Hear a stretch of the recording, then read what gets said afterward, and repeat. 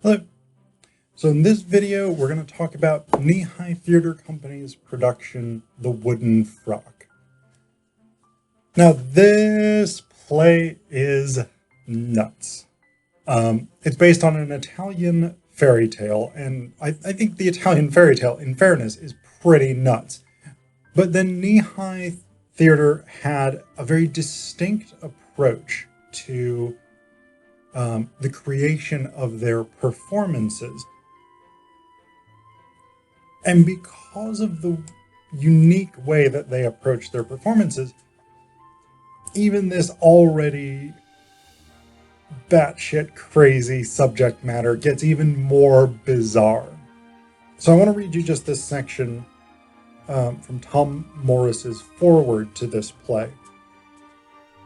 Tom Morris is one of the people credited as the writer.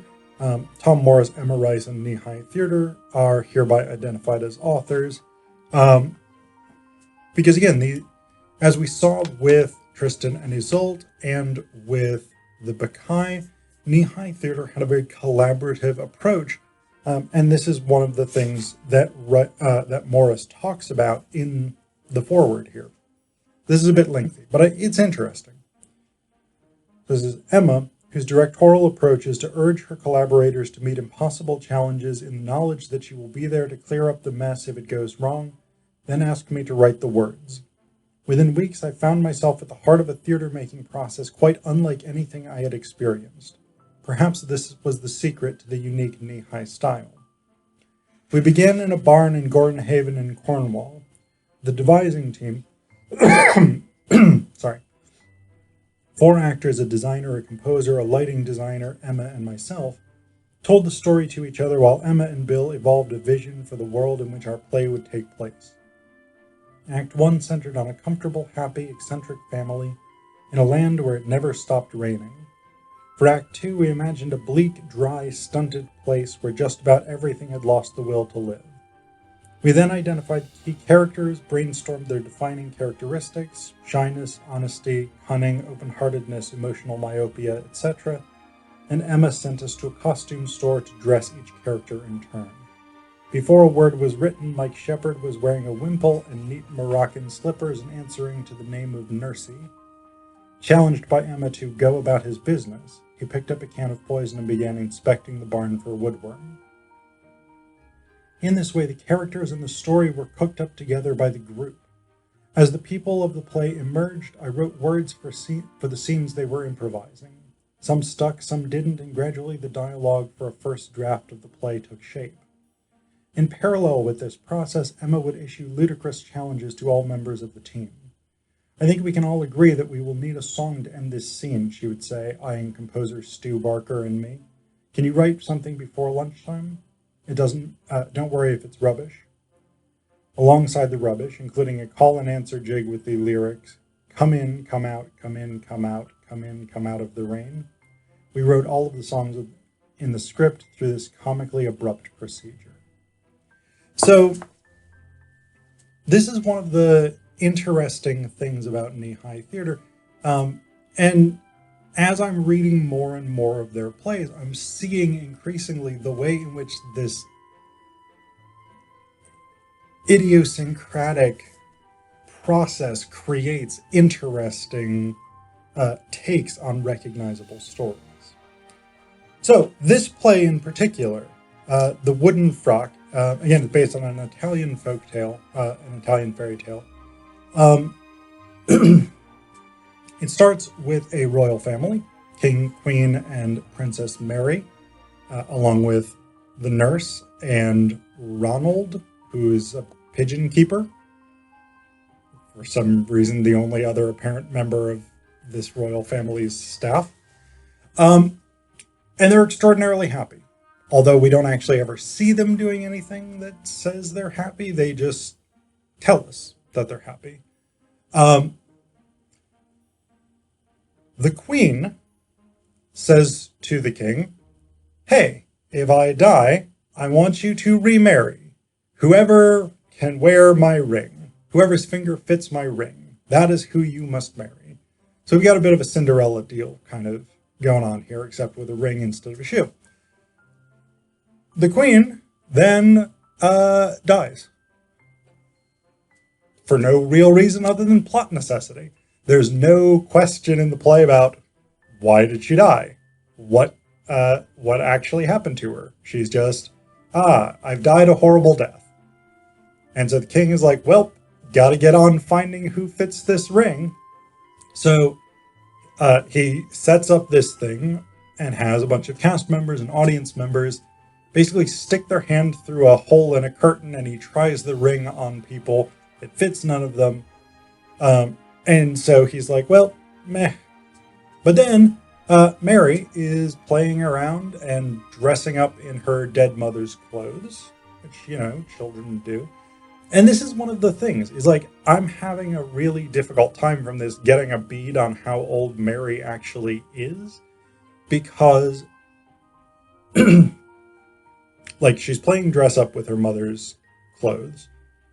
She wanted a bedtime story earlier in the play, so I'm getting a vibe of like 10 to 12. But as things go on, that becomes a little more twisted, which doesn't necessarily mean it's wrong, but it means it's much more uncomfortable as things go on. Because it'll remain uncomfortable, but it's about to get weird. So as she is playing around and putting on her dead mother's clothes, Mary decides to try on her mother's ring, which fits her, and she can't get it off her finger. So Dad comes in and he's like, hey, stop putting on your dead mother's clothes.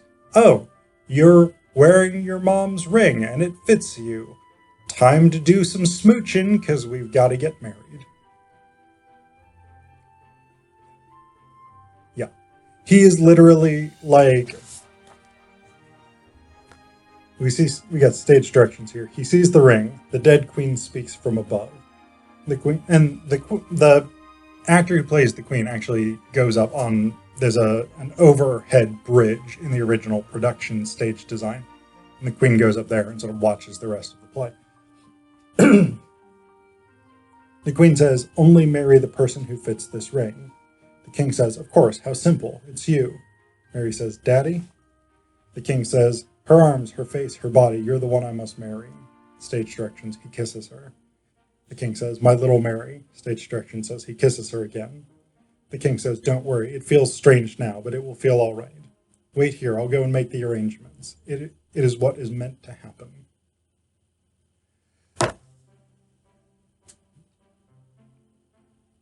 No. Wrong. Don't do this. He literally is like, oh, you can wear your mom's ring. My daughter? Let's fucking make out and then we'll get married. Because that's what your dead mother wants.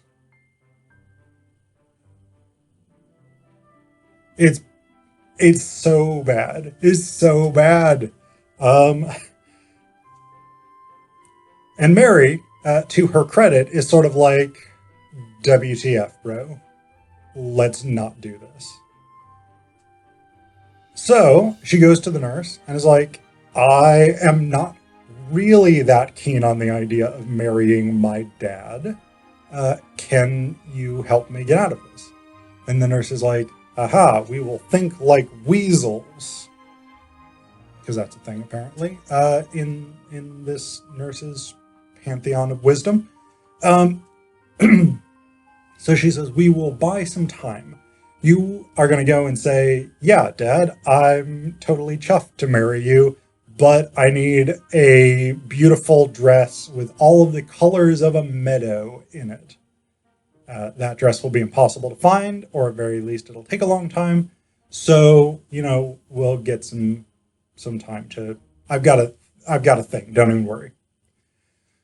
So Mary takes the nurse's advice, goes to her dad, says, I want a meadow dress. And Dad very reasonably sends Ronald the pigeon keeper out to get it, which Ronald apparently does.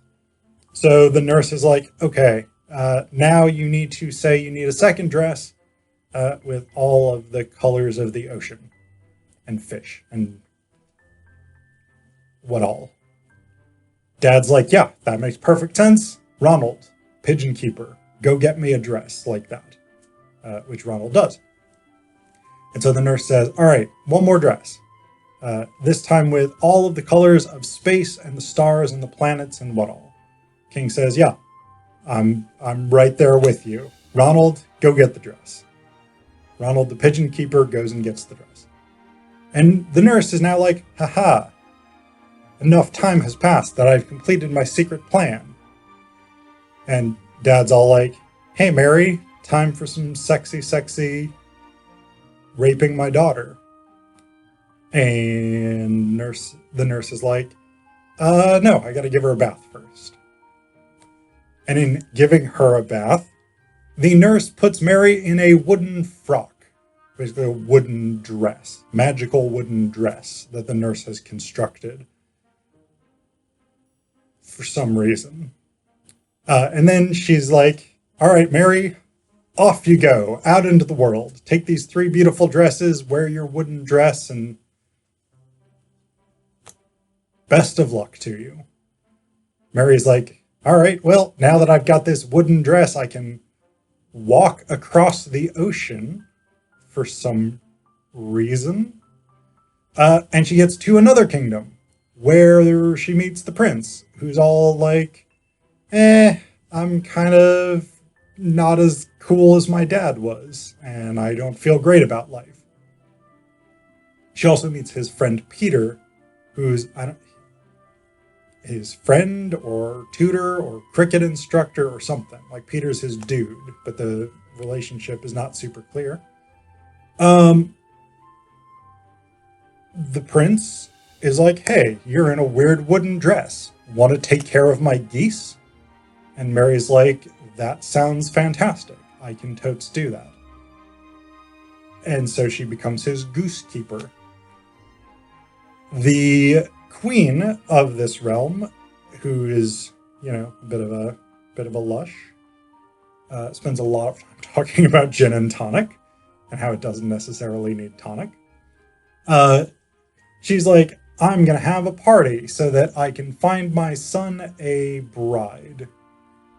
And Mary is like, hey, Prince, can I go to your bride finding party? And he's like, no, because you're my goose keeper and you're made of wood. Because apparently the prince doesn't understand the difference between a garment and the person wearing it. Like he literally at one point says, you're made of wood. It's a wooden dress. She's not made of wood. She's a person. So, yeah.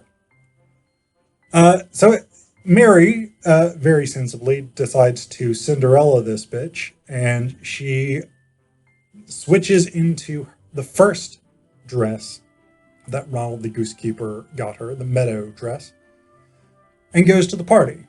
And the prince is like, hey, you're pretty beautiful.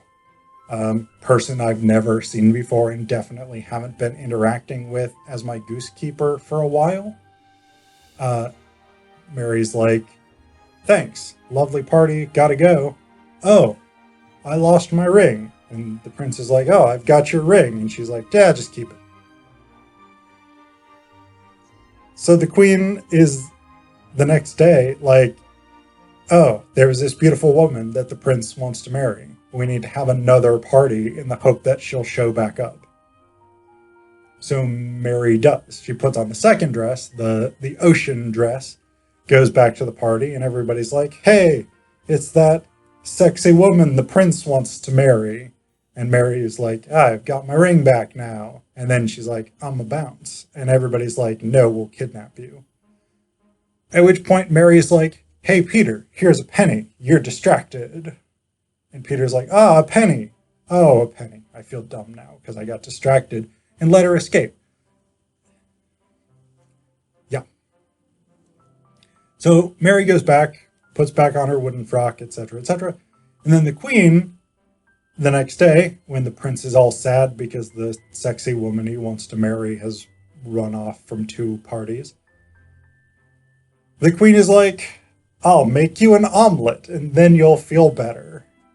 oh, I'm either too drunk or too incompetent to make an omelet. Goosekeeper, come in and make this omelet for the prince. And Mary's like, I know 500 ways to make an omelet. Because that came up earlier in the play. I don't know what reason. It doesn't connect really with anything other than this weird omelet shtick. So she's like, I know 500 ways to make an omelet. And the queen is like, great, make an omelet. And according to the stage directions here, Mary finishes making the omelet and places her ring in it. She was going to take it through to the prince, but the mother takes it off of her. So the mother gives the prince the omelet, and the prince is eating it, and he's like, this is a fucking delicious omelet. Oh, there's a ring in it. Oh, it's the ring of that sexy woman I wanted to marry. Who made this omelet? And initially the queen's like, I made that omelet. And he's like, you are a liar of the worst kind. And she's like, fine. Goose person, goose keeper, Mary made the omelet. So the prince, realizing that Mary is the sexy woman he wants to marry, runs out to the goose spot, and Mary has taken off her wooden frock. She's now naked in a tree, counting her body parts, because apparently that's a thing the nurse used to do. Again, very, very weird. And the play pretty much ends with her naked in the tree, singing a song while the last dress, the one with all the colors of space and the stars and whatnot, rises up to her. Like, that's the end. It's done. It's like, she's in a tree, getting a third dress, Prince is down there, got her ring out of an omelet, and it's just done. There's, like, no resolution. You've got weird fucking incest shit in here. You've got her, like, magically walking across the ocean in her wooden dress. The fact that the prince thought she was made of wood, just, it's total insanity. But it's also amazingly delightful, bizarre, total insanity.